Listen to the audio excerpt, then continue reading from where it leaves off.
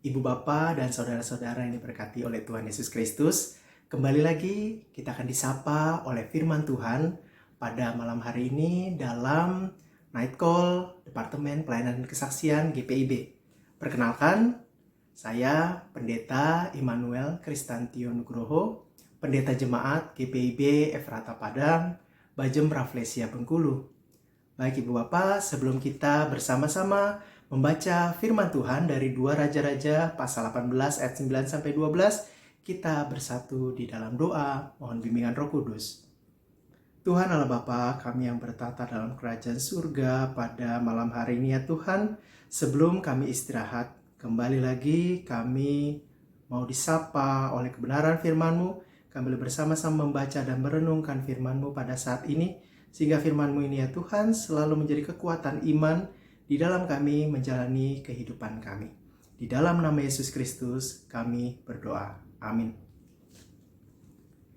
Bacaan kita Ibu Bapak dari 2 Raja-Raja pasal 18 ayat 9 sampai 12 yang menyatakan, dalam tahun keempat zaman Raja Hizkia, itulah tahun ketujuh zaman Hosea bin Ela, Raja Israel.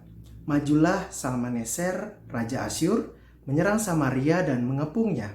Direbutlah itu sesudah lewat 3 tahun.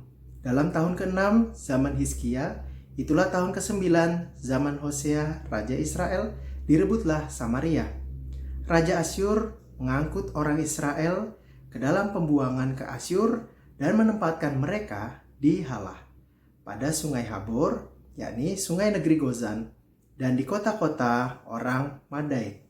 Oleh karena mereka tidak mau mendengarkan suara Tuhan, Allah mereka, dan melanggar perjanjiannya, yakni segala yang diperintahkan oleh Musa, hamba Tuhan. Mereka tidak mau mendengarkannya dan tidak mau melakukannya. Demikianlah pembacaan kita, Ibu Bapak, terpujilah Tuhan Yesus Kristus. Baik Ibu Bapak, pembacaan malam hari ini dengan tema mendengar suara Tuhan. Ketika kita membaca utuh perikop pasal 18 ayat 1 sampai 12, kita akan mendapatkan di bagian awal bagaimana seorang raja Yehuda yaitu Hizkia, raja yang masih muda, 25 tahun ketika dia dipilih sebagai seorang raja dan 29 tahun dia memerintah di Yehuda. Ketika itu sebagai seorang raja di Yehuda, dia membuat perubahan yang besar. Sebab pada saat itu dia memberikan keteladanan atau contoh bagi orang-orang yang ada pada waktu itu, masyarakatnya, rakyatnya, bahwa segala bentuk berhala diremukkan, tugu-tugu berhala diremukkan, tiang-tiang berhala dia rubuhkan dan lain sebagainya. Itulah yang dilakukan oleh Hosea sebagai seorang raja, dan di dalam kesaksian Alkitab ayat 5 bahwa dinyatakan bahwa ia percaya kepada Tuhan Allah Israel, dan di antara semua raja Yehuda, baik yang sesudah dia maupun yang sebelumnya, tidak ada lagi yang sama seperti dia. Betapa luar biasa keteladanan yang diberikan oleh Hizkia, bahwa dalam pemerintahannya dia benar-benar berani, dia benar-benar memberikan contoh bagi orang-orang di Yehuda. Namun bacaan kita pada malam hari ini bertolak belakang atau berbeda dengan keadaan seperti di Yehuda. Dalam pembacaan kita Ibu Bapak, Israel atau wilayah bagian utara ini berbeda, sebab di dalam pembacaan kita pada malam hari ini ternyata orang-orang pada waktu itu, masyarakat yang ada pada waktu itu di Israel tidak mau mendengarkan suara Tuhan, tidak mau mendengarkan suara Tuhan. Tentu ini berbeda seperti pembacaan tadi pagi atau bagian ayat 1 sampai ayat yang ke-8. 9 sampai 12 ini menunjukkan bahwa ketika umat pilihan, ketika orang yang telah dipilih oleh Allah itu tidak lagi mau mendengarkan, maka ada sebuah peristiwa besar, entah itu kesusahan, entah itu kekalahan dengan bangsa lain dan lain sebagainya, itu akan diderita seperti bacaan kita pada malam hari ini. Pada malam hari ini ternyata Israel dituliskan ia diserang oleh Raja Asyur dan akhirnya harus takluk, dia menjadi orang buangan Dan salah satu ataupun penyebabnya di ayat yang ke-12, sebab mereka tidak mau mendengar suara Tuhan. Dan ketika itu perubahan hidup tentunya terjadi, mereka tidak lagi hidup baik, hidup tenang, dan lain sebagainya, sebab mereka sudah mengalami keterpurukan sebab Asyur telah mengalahkan Samaria. Ibu Bapak yang diberkati oleh Tuhan Yesus Kristus, tentunya manusia hidup ini jika tanpa Tuhan, dia hidup seperti tanpa harapan. Ibu Bapak dan saya tentu kita tahu kehidupan masa depan kita tidak ada yang tahu pasti. Kita hanya bisa merancangkan. Tetapi ketika kita tidak memiliki pegangan yang kuat dalam kehidupan ini, maka harapan ke depan itu bisa saja kabur, bisa saja kita berubah-ubah dan lain sebagainya, yang bisa saja membuat kita stres, membuat kita sedih, membuat kita putus asa dan lain sebagainya. Tetapi ketika kita mempunyai Tuhan Yesus Kristus, maka tetap ada harapan. Seperti bacaan kita, ketika mereka tidak mau mendengarkan suara Tuhan, maka harapan masa depan yang baik itu berubah sementara waktu sebab mereka tidak mau mendengarkan suara Tuhan.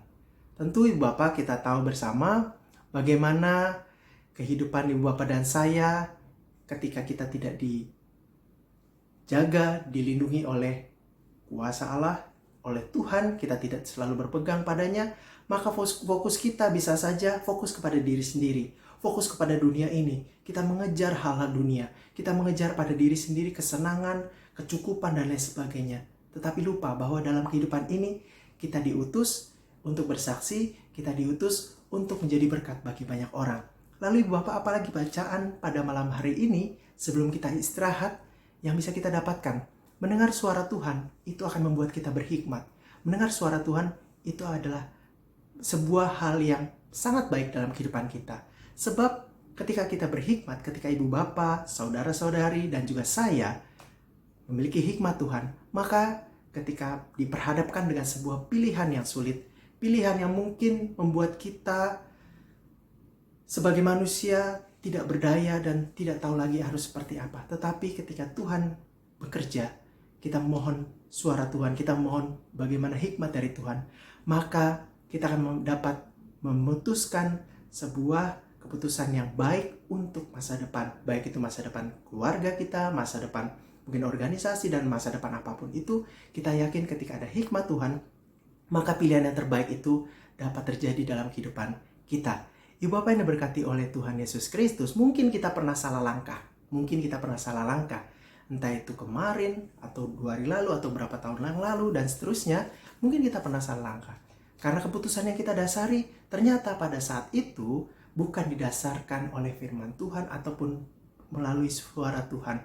Tetapi kita mendasarkan pilihan kita pada emosi. Daripada nanti saya tidak memilih, maka saya harus pilih yang ini. Tapi tidak didasari oleh hikmat dari Tuhan, dan itu menyebabkan atau mengakibatkan sebuah kesalahan yang cukup besar dalam kehidupan kita. Itu mungkin pernah saja terjadi.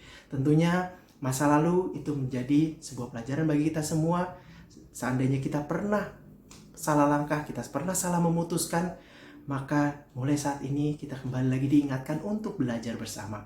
Mari dengarkan suara Tuhan, sebab suara Tuhan akan benar-benar menuntun langkah kehidupan kita secara pribadi, keluarga, maupun gereja menjadi ke arah yang lebih baik lagi. Kiranya Tuhan Yesus selalu memberkati keluarga kita. Tuhan berkati. Amin. Mari kita bersatu di dalam doa. Di malam hari yang indah ini ya Tuhan, dalam kebersamaan, di dalam keteduhan, di dalam kerendahan hati, kami mengucap syukur atas sapaan firman-Mu yang kembali lagi mengingatkan dan menguatkan kami untuk dapat mendengarkan suara-Mu ya Tuhan. Ketika suara-Mu dapat kami dengar, kami peroleh hikmat yang daripada-Mu, kami tidak salah langkah, kami dapat hidup di dalam jalan damai sejahtera bersama-Mu ya Tuhan.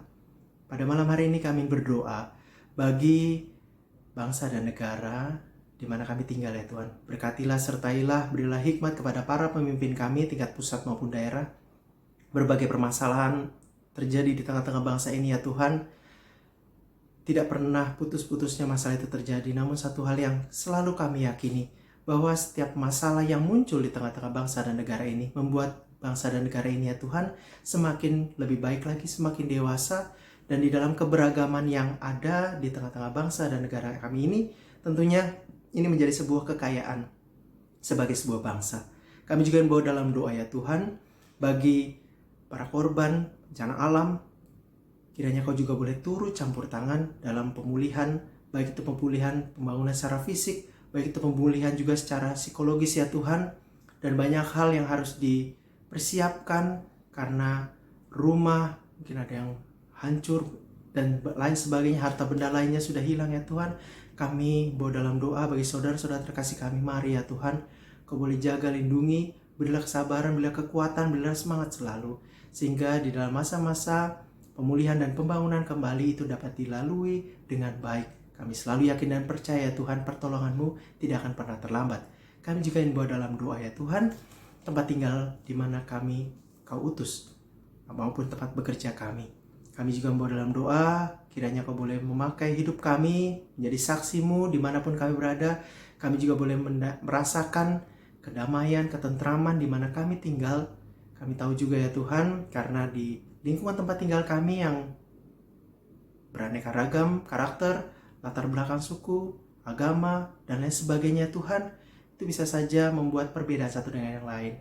Kiranya Tuhan, di dalam perbedaan-perbedaan itu kami boleh dipersatukan, kami juga boleh membawa berkat dan damai sejahtera bagi orang lain. Pada saat ini ya Tuhan, kami mau menyerahkan istirahat malam kami. Sertailah ketika kami tidur, kami boleh tidur dengan nyenyak ya Tuhan. Esok pagi boleh Kau bangunkan kami dengan hari yang baru, sukacita yang daripada-Mu ya Tuhan. Dan kami boleh melanjutkan seluruh aktivitas kami kembali, baik itu sebagai seorang pekerja, seorang mahasiswa, seorang siswa, maupun aktivitas yang lain ya Tuhan. Sehingga di dalam mengisi hari-hari yang Kau berikan dalam kehidupan kami selalu mengisinya dengan baik ya Tuhan. Biarlah ya Tuhan, masa lalu yang kurang, pelayanan kami yang masalah yang sebelumnya ada yang kurang di hadapan-Mu, kami mohon ampun, dan kiranya ya Tuhan, di hari esok dan seterusnya kami selalu memperbarui diri lebih baik lagi. Oleh karena kasih karunia daripada-Mu yang boleh tercurah dalam kehidupan kami. Inilah doa kami ya Tuhan, inilah seruan kami kepada-Mu di malam hari ini. Dalam nama Tuhan kami Yesus Kristus, kami telah berdoa. Amin. Selamat istirahat Ibu Bapak dan saudara-saudari semua. Salam sehat, Tuhan Yesus memberkati.